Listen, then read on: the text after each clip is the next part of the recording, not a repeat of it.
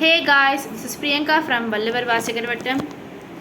Okay, after a long days, so 10 days கழிச்சு வந்து பார்த்தீங்கன்னா நம்ம வீடியோ வந்து போஸ்ட் பண்ண போகிறோம். Today you will see my video.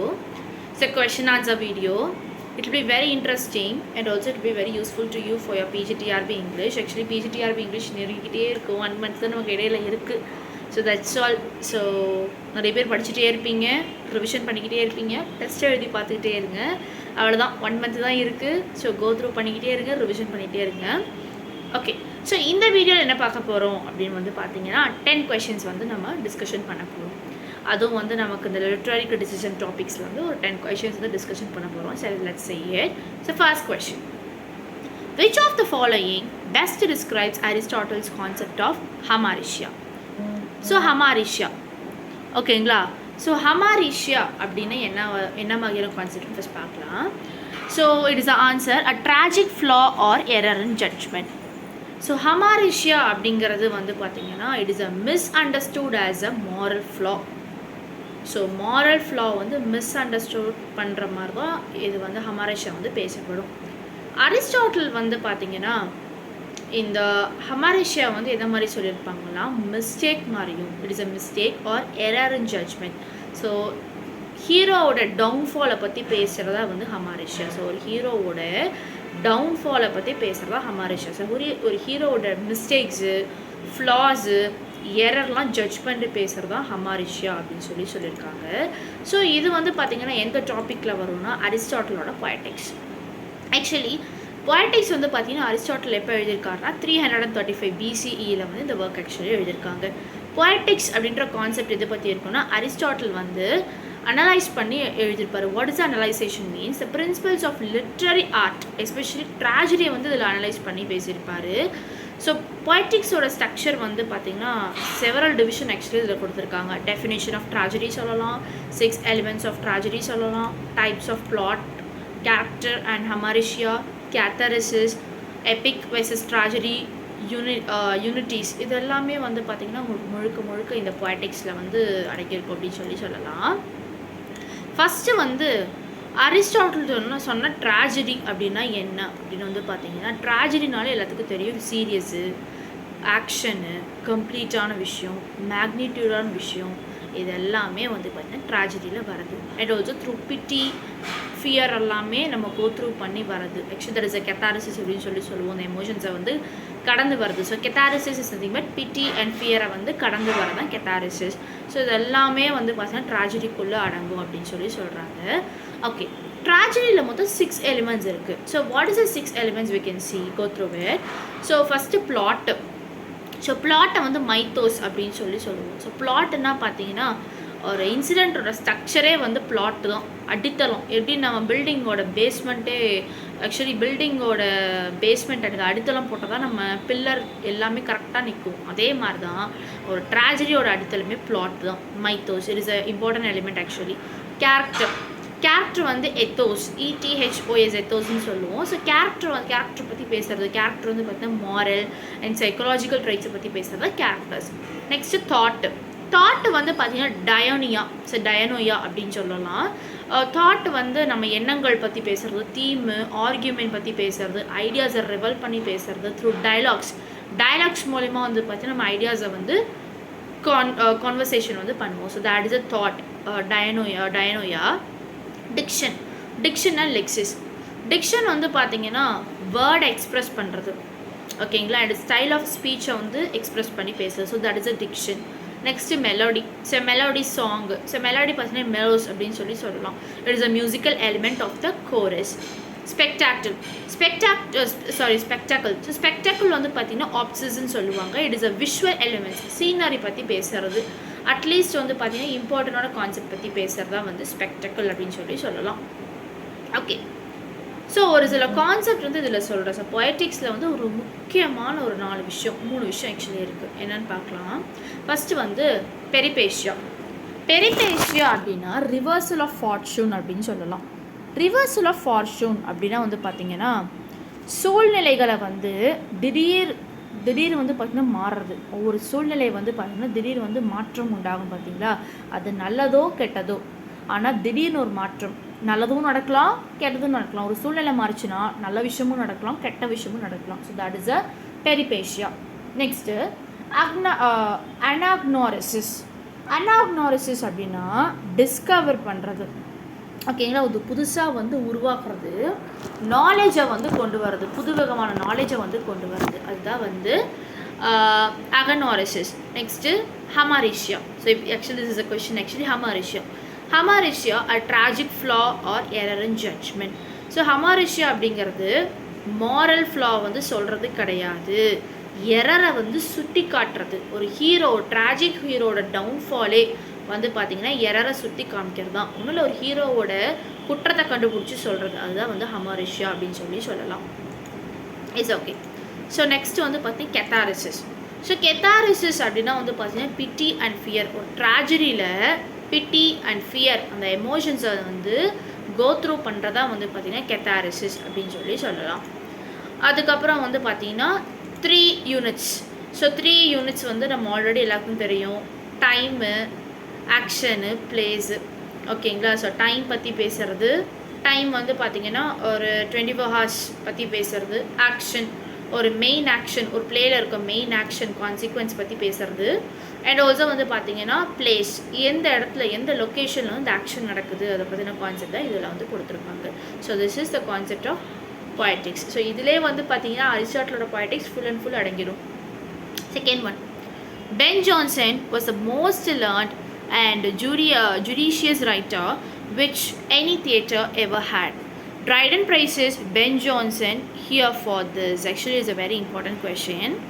So answer is learning and critical judgment and dramatic construction.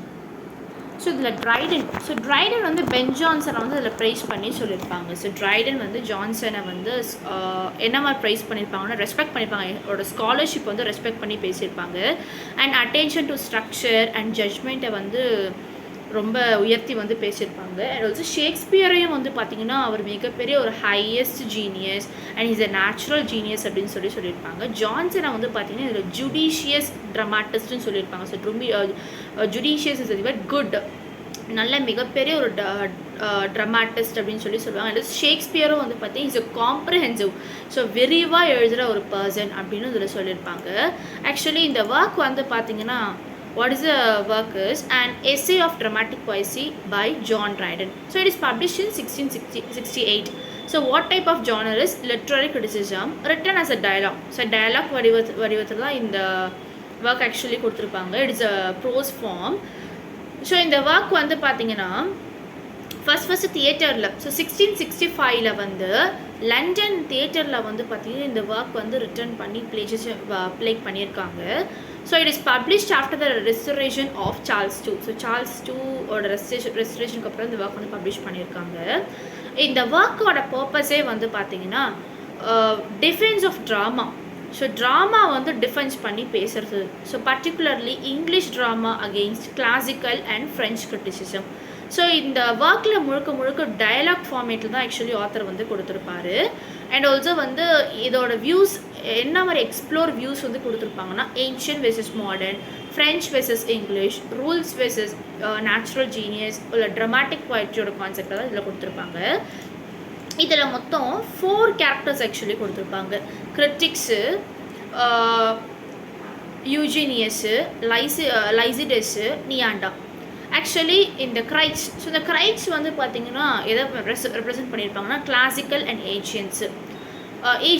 ஈஜீனியஸ். So ஈஜீனியஸ் வந்து பார்த்திங்கன்னா மாடர்ன்ஸ்ன்னு இதில் சொல்லியிருப்பாங்க, ரெப்ரசென்ட் பண்ணியிருப்பாங்க. லைசிடியஸ், ஸோ லைசிடியஸ் வந்து பார்த்திங்கன்னா ஃப்ரெஞ்ச் ட்ராமா ரெப்ரசென்ட் பண்ணி சொல்லியிருப்பாங்க. Neander, it is a Dryden mouthpiece. So ட்ரைடனோட மவுத் பீஸ் தான் இது. மெயின் ஆர்குமெண்ட் என்னன்னு பார்க்கலாம். இப்போ நான் கிளாசிக்கல் ஏன்ஷியன்ட் பற்றி சொல்லலாம். ஸோ கிளாசிக்கல் ஏன்ஷியன்ட் அப்படிங்கிறது என்ன ஆர்கியூ பண்ணி பேசியிருப்பாங்கன்னா ஏன்ஷியன்ட் ட்ரமாட்டிஸ்ட்டை பற்றி.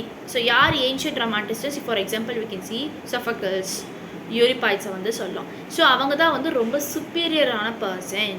அவங்க மெயினாக ரூல்ஸ் அண்ட் ரெகுலேஷன்ஸ் ஃபாலோ பண்ணி எழுதியிருக்காங்க. And also classical and ancient உள்ள ஆத்தர்ஸ் வந்து unity, so time, place, action இது எல்லாமே ஃபாலோ பண்ணி எழுதியிருக்காங்க அப்படின்னு சொல்லி நம்ம ஆத்தர் வந்து மென்ஷன் பண்ணியிருப்பாங்க.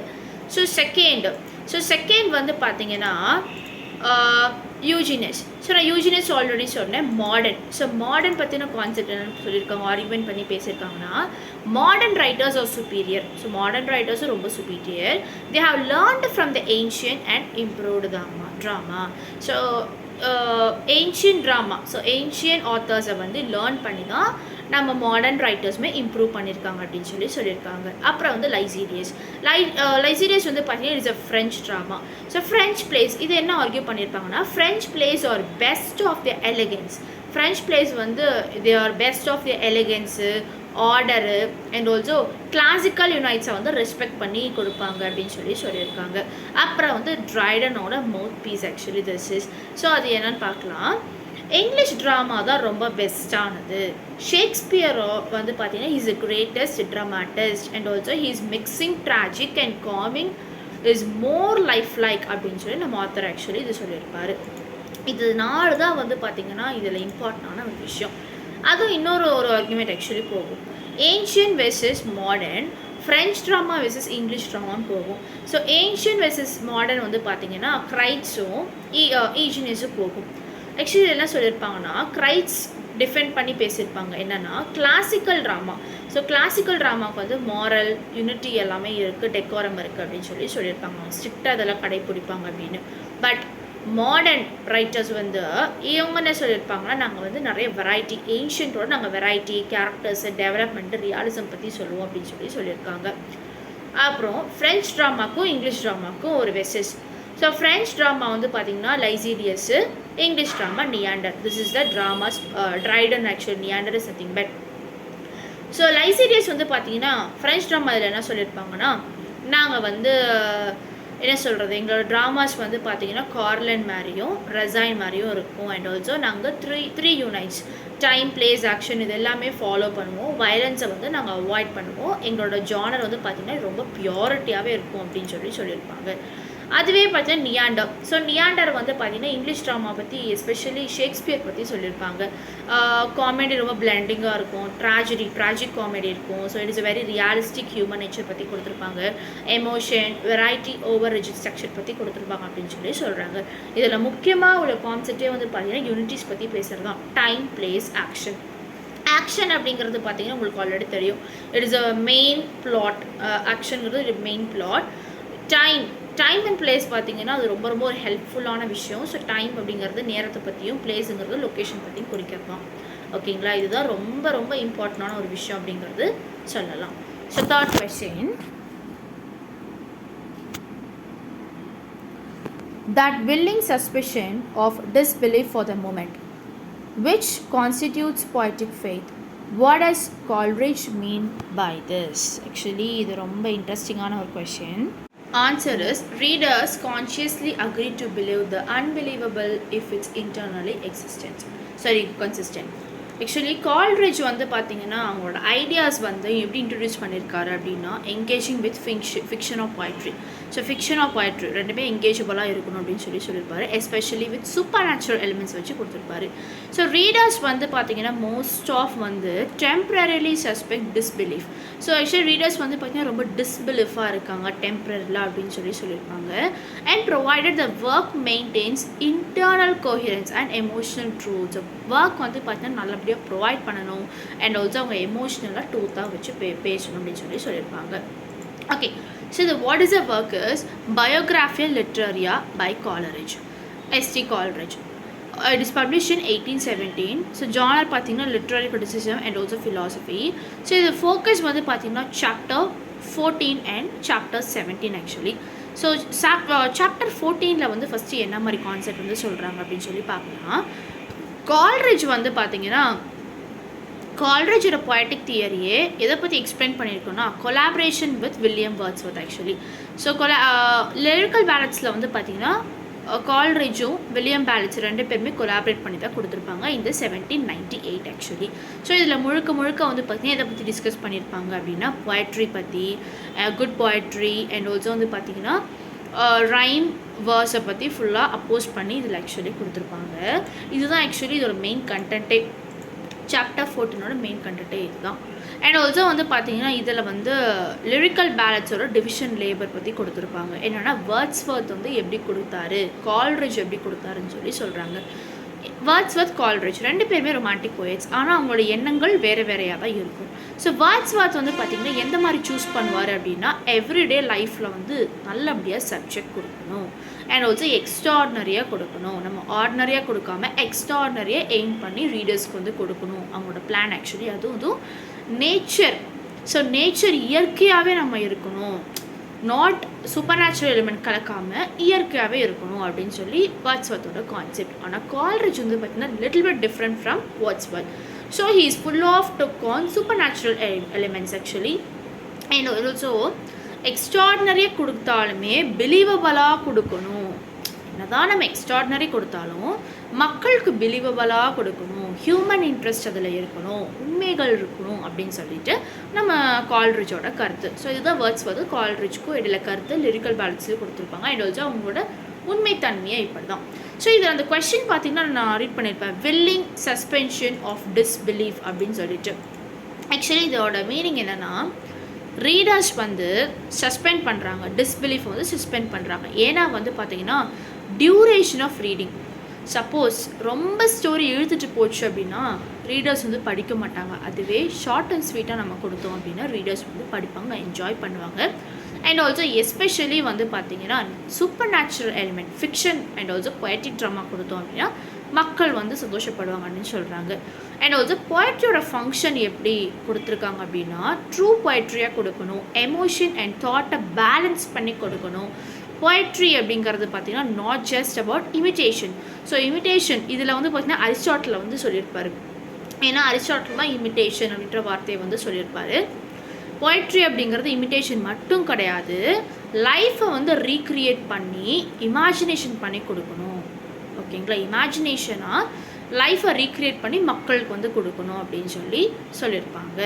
அண்ட் ஆல்சோ பியூட்டி அண்ட் ட்ரூத்தை வந்து நம்ம வந்து மக்கள்கிட்ட வந்து கொடுக்கணும் அப்படின்னும் இதில் கொடுத்துருப்பாங்க. இது தான் பார்த்திங்கன்னா உங்களுக்கு ஓவராலாக. அண்ட் ஆல்சோ நியோ கிளாசிக்கல் கிரிட்டிஷை பற்றி இதில் வந்து சொல்லியிருப்பாங்க. இமேஜினேஷனை பிலீவ் பண்ணுங்கள், ரூல்ஸை பிலீவ் பண்ணாதீங்க, இமேஜினேஷன் மட்டும் இருந்தால் போதும் அப்படின்னு சொல்லியிருப்பாங்க. இதுதான் வந்து சாப்டர் 14. சாப்டர் 17 பார்த்தீங்கன்னா full and full imagination and ஃபேன்சியாக இருக்கும். ஸோ கால்ரிட்ஜ் இதில் வந்து பார்த்திங்கன்னா மோஸ்ட் இம்பார்ட்டண்ட்டாக ஃபிலாசபிக்கல் சாப்டர்ஸாக வந்து கொடுத்துருப்பாங்க. யாரை வந்து மென்ஷன் பண்ணி இதில் கொடுத்துருப்பாங்கன்னா German philosophy, especially Kant and Schelling. So அவரை பற்றி ஆக்சுவலி கொடுத்துருப்பாங்க. இமேஜினேஷன்லேருந்து தான் ஃபேன்சி வந்தது, 2 டேர்மாக வந்து கொடுத்துருப்பாங்க. இமேஜினேஷன்லேருந்து தான் ஃபேன்சி வந்தது அப்படின்னு சொல்லி கொடுத்துருப்பாங்க. ஸோ ஃபஸ்ட்டு வந்து இமேஜினேஷன்லேயே 2ஆக டிவைட் பண்ணி கொடுத்துருப்பாங்க. Primary imagination, secondary imagination. So primary imagination அப்படின்னா பேசிக் ஹியூமன் எபிலிட்டி. ஸோ பேசிக்கான ஹியூமன் எபிலிட்டியை வந்து பர்சர்வ் பண்ணி நம்ம ஆர்கனைஸ் பண்ணி எக்ஸ்பீரியன்ஸ் ஆகி கொடுக்கறதா வந்து primary imagination. For example primary imagination is the thing where இப்போ நார்மலாக நம்ம இமேஜின் பண்ணுறது, இப்போ நம்ம கடைக்கு போகிற மாதிரி நடக்கிறத, ஓகேங்களா, நடக்கிறத நம்ம இமேஜினேஷன் பண்ணுறது தான் ப்ரைமரி இமேஜினேஷன். ஓகேங்களா. அண்ட் ஆல்சோ யூனிவர்சல் பற்றி கொடுக்கறது, ஹியூமன் தாட்டை நெசசரி பண்ணி கொடுக்கறது தான் primary imagination. Secondary imagination is a thing where artistic and conscious recreative power. ஓகேங்களா, நடக்கும் பட் வந்து ஓகே அதுக்கும் நம்ம சொல்லுவாங்களே ஓவர் ஆசைப்படக்கூடாதுன்னு சொல்லுவாங்களா, தட் இஸ் செகண்டரி இமேஜினேஷன். ஓகேங்களா. ஸோ ரெண்டுமே அதோட கான்செப்ட் வந்து நம்ம ஆத்தர் வந்து கொடுத்துருப்பாரு. And also fancy. ஸோ ஃபேன்சிலாம் பார்த்தீங்கன்னா மெக்கானிக்கலாகவும் இருக்கும், பாசிவாக இருக்கும், நான் க்ரியேட்டிவ் ஃபேக்கல்ட்டியாகவும் ஆக்சுவலி இருக்கும்.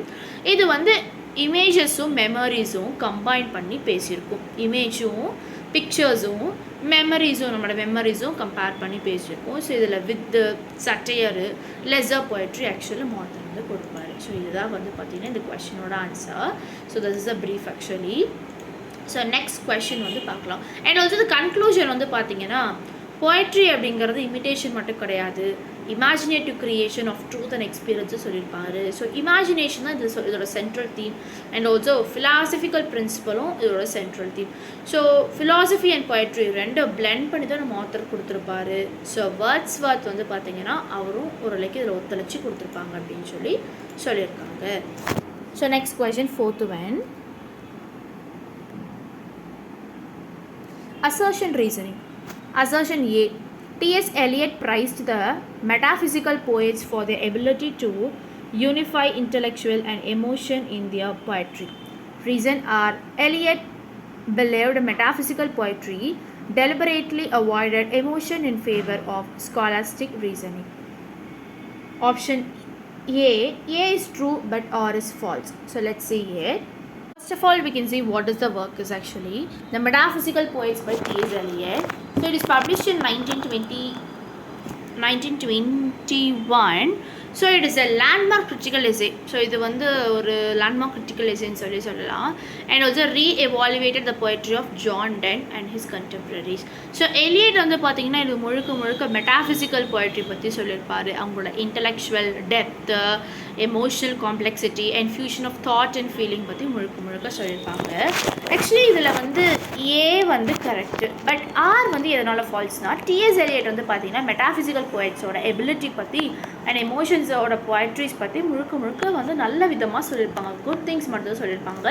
பட் அவாய்ட் பண்ணுற மாதிரியும் கிரிட்டிசைஸ் பண்ணுற மாதிரியும் வந்து பார்த்தீங்கன்னா எலியட் வந்து மெட்டாஃபிசிக்கல் போய்ட்ரி சொல்லவே இல்லை. So that is or is true and A is true but R is false. Fifth question, match the following. Sense, feeling, tone, intention. So சென்ஸ்னால் என்ன, ஃபீலிங்னா என்ன, டோன்னா என்ன, இன்டென்ஷன்னா என்ன அப்படின்னு சொல்லி பார்க்கலாம். அதுக்கு முன்னாடி இது என்ன ஒர்க்கில் இருக்குன்னா ஐஏ ரிச்சர்ட்ஸோட 4 kinds of meaning. So 4 kinds of meaning தான் sense, feeling, tone, intellectual. So அதுக்கு முன்னாடி இந்த ஒர்க் வந்து பார்த்திங்கன்னா எப்போ வந்து எழுதப்பட்டதுன்னா 1924.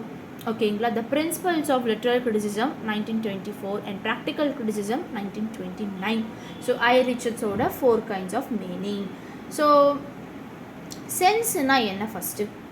சென்ஸ்னால் நமக்கே தெரியும், உணர்றது. ஆக்சுவலி இதில் வந்து பார்த்திங்கன்னா சென்ஸு, ஃபீலிங்கு, டோனு, இன்டென்ஷன் அப்படின்னா sense is nothing but the literary meaning of the words which is directly stated. So டேரெக்டாக பேசுகிறது, ஒரு லிட்ரரி மீனிங் வேர்ட்ஸை வந்து பார்த்திங்கன்னா டேரெக்டாக வந்து பேசுறது, டேரக்ட் மீனிங்காக பேசுறது, அதுதான் வந்து சென்ஸு. ஸோ இதிலே பாருங்கள், literal or direct meaning of the வேர்ட்ஸும் கொடுத்துருப்பாங்க. அப்புறம் ஃபீலிங், எமோஷ்னல் டோனை பற்றி பேசுறது, இல்லை ஆட்டிடியூட் பிஹைண்ட் த வேர்ட்ஸை பற்றி பேசுறது, எமோஷ்னலி ஃபீலிங்காக பேசுறது, that is a feeling. So இதிலே கொடுத்துருவாங்க பாருங்கள், emotional colouring of the language. Tone வந்து பார்த்திங்கன்னா ஒரு ஸ்பீக்கரோட ஆட்டிடியூட் டுவர்ட்ஸ் த லிசனர், ஃபார்மலாகவும் கேஷுவலாகவும் சர்காஸ்டிக்காகவும் பேசுகிறது தான் டோன். ஸோ இதில் பாருங்கள், attitude towards the audience. Intention, the purpose or goal of the speaker. ஒரு ஸ்பீக்கரோட பர்பஸ் ஆகட்டும், கோல் ஆகட்டும், இல்லை ரைட்டர் ஆகட்டும். ஃபார் எக்ஸாம்பிள் இன்ஃபார்ம், பர்சுவேட், அம்யூஸ்ன்னு சொல்லலாம். ஓகேங்களா, அதுதான் இன்டென்ஷன். இதிலே கொடுத்துருவாங்க பாருங்கள், purpose behind using specific words. So this is the concept of this 4 meanings. So the நாள் தெரிஞ்சிட்டாலே இதில் போதும். 6th one, the literary critic finds himself dealing with the typical, the recurring, the genetic forms. What does the Fry mean by this code? So let's see it. So அதுக்கு முன்னாடி இது என்ன work அப்படின்றது பார்த்துடலாம். It is a work of the 7 types of ambiguity by William Empson.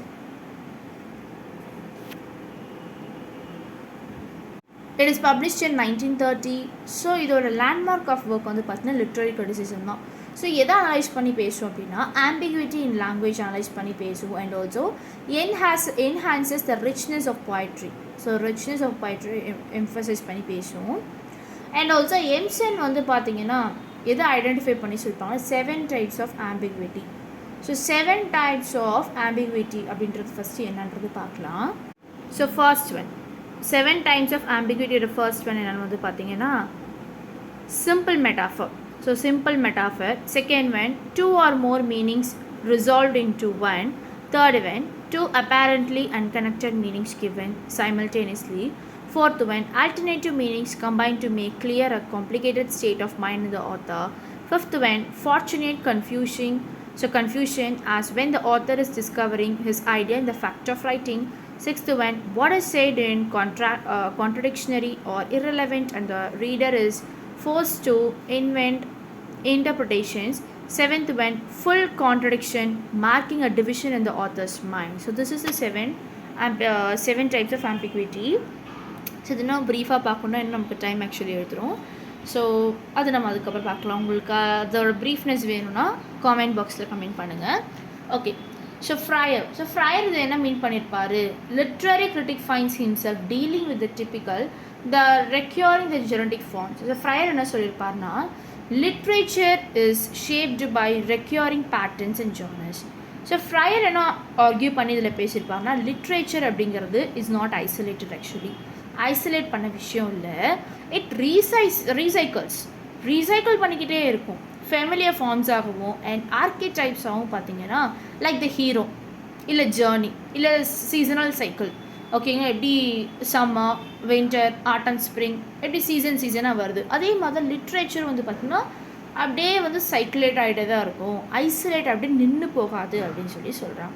So critics வந்து பார்த்திங்கன்னா என்னம்மா identify பண்ணியிருக்காங்கன்னா, ஷேர்டு ஸ்ட்ரக்சர் அக்ராஸ் டெக்ஸ்ட்டு மூலிமா வந்து பார்த்திங்கன்னா ஒரு ஸ்ட்ரக்சரை வந்து ஷேர் பண்ணியிருக்காங்க அப்படின்னு சொல்லி சொல்கிறாங்க. So next question, 7th one. Irony is the most general term that we have for the kind of qualification which the various elements in a context receive from the context. What does Brooks mean by this quote? So actually இது என்ன type of work அப்படின்றது பார்த்துடலாம். Sorry ma'am, actually நான் work நான் மாற்றி சொல்லிட்டேன்.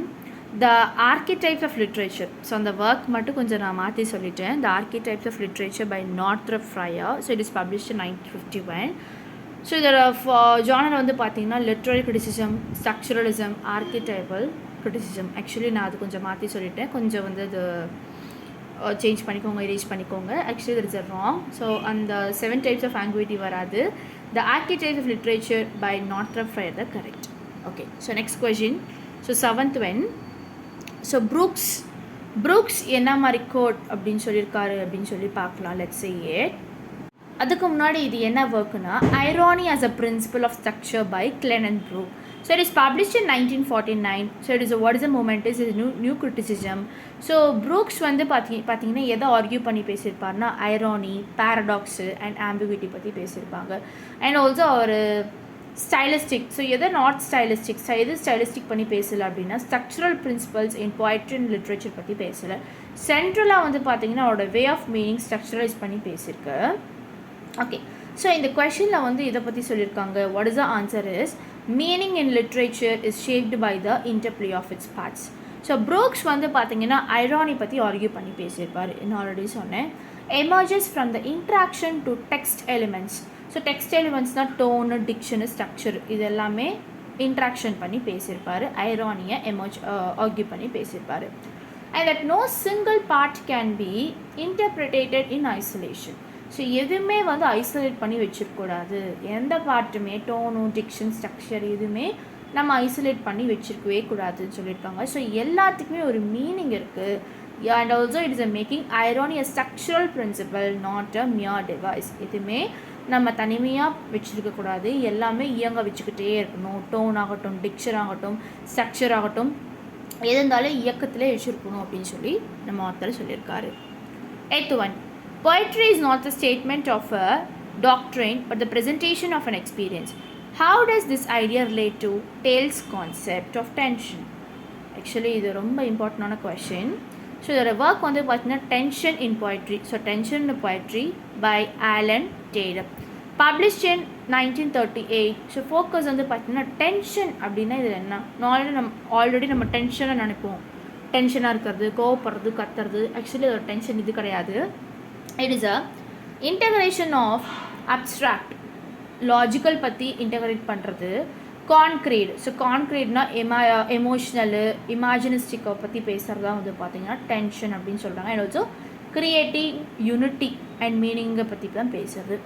So tension எதை define பண்ணி பேசுதுன்னா, போயமோட டோட்டல் மீனிங் பற்றி பேசுறது. And also interaction of connotation and denotation. ஓகேங்களா. அண்ட் ஆல்சோ பாருங்கள், இந்த ஒர்க்கில் வந்து ஆன்சர் வந்து பார்த்தீங்கன்னா, meaning in poetry arises from experimental complexity நார் அப்ஸ்ட்ராக்ட் ஸ்டேட்மெண்ட். ஸோ டேட் வந்து பார்த்தீங்கன்னா எதை எம்ஃபசைஸ் பண்ணி பேசியிருக்காருன்னா, போய்ட்ரி அப்படிங்கிறது ஒரு எக்ஸ்பீரியன்டல், நாட் டிடாக்டிக் இல்லை எக்ஸ்பெரிமெண்டல் சொல்லி சொல்கிறாரு.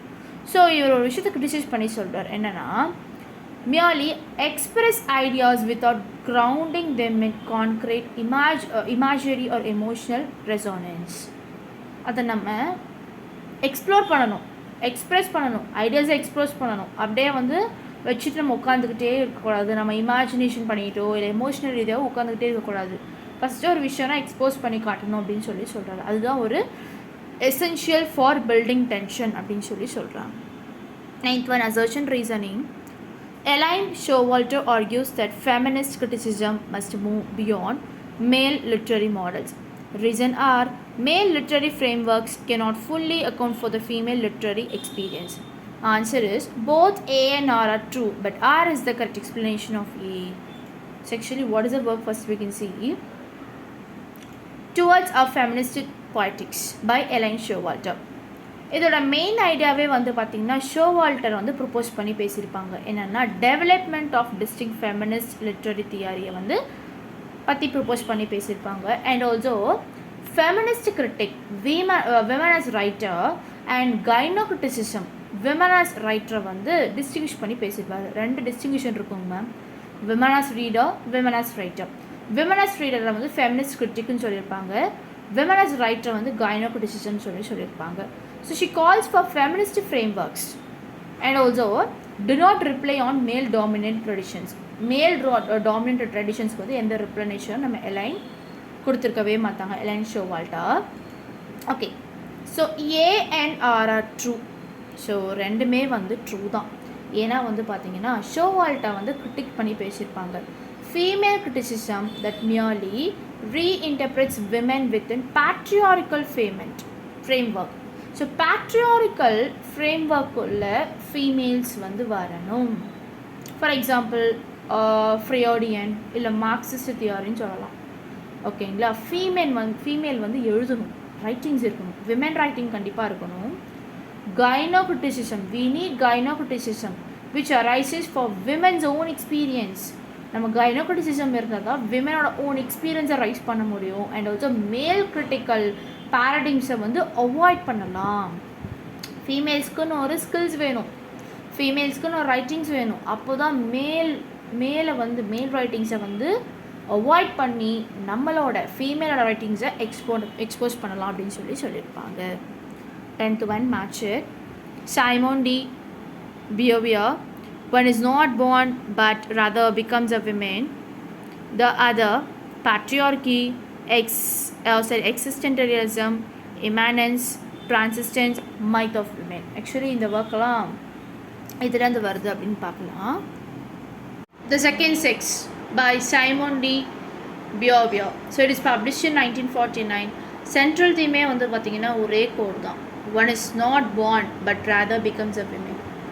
One is not born but rather becomes a woman. Actually இது எதை பற்றி பேசியிருக்காங்கன்னா, she explores how women have been historically defined as other and how patriarchal system contracts and constrain female identity. ஒரு female identity அப்படிங்கிறது முக்கியம். as a women-ஆ ரொம்ப ரொம்ப முக்கியம். யாரை எதிர்பார்க்கக்கூடாது அப்படின்னு சொல்லியிருக்காங்க. ஸோ இதில் பாருங்கள், சைமன் டி பியோவியர். ஸோ இவங்க வந்து பார்த்தீங்கன்னா French feminist and philosopher. One is not born but rather becomes a woman. So it is the most famous quote from the Second Sex. The other, how women are positioned in patriarchal thoughts. So how women are positioned, ஒரு விமனோட position வந்து patriarchal thoughts எப்படி கொண்டு வந்திருக்குன்னா the other அப்படின்னு சொல்லி தான். patriarchy, system that defines male as the norm. Existentialism, philosophical framework influencing deep behavior. Immanence, passivity and limitation imposed on women. Transcendence, freedom and agency often reserved for men. Myth of women, culture stir. Actually this is the match the following. Yes, we have completed 10 important questions of literary criticism. It will be very useful to you. I think so. It's okay. So next month on the Python test batch actually we are planning to do. So if you are interested, you can make a call or you can message me in the WhatsApp. And also உங்களுக்கு ஏதாவது detail வேணும், ஏதாவது doubts இருந்ததுன்னா உங்களுக்கு கால் பண்ணலாம். இந்த 10 கொஷின்ஸுமே உங்களுக்கு doubt இருந்தது அப்படின்னா யூ கேன் கமெண்ட் பாக்ஸ்